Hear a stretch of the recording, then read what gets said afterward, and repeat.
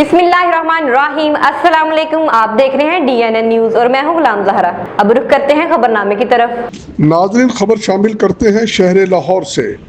Civic centre moon market गुलशन रावी में अरफा cream technology incubator के 16वें campus का इफ्तिताह। मुकर्ररीन में कर्नल अमजद रज़ावा ने खिताब करते हुए AKTI की खिदमात पर रोशनी डाली और बताया कि वो और उनकी टीम पाकिस्तान में इस मिशन को आगे बढ़ाने के लिए किस तरह जद्दोजहद कर रही है और बिलखसूस नौजवानों में जदीद तालीम के हसूल के लिए उनको आमादा कर रही है।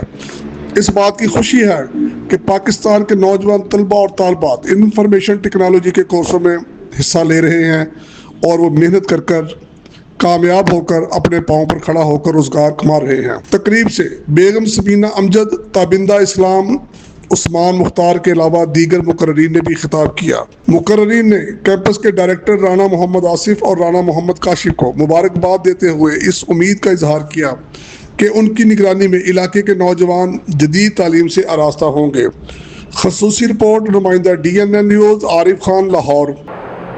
अब तक के लिए इतना ही। मजीद खबरों के लिए हमारे साथ रहिए।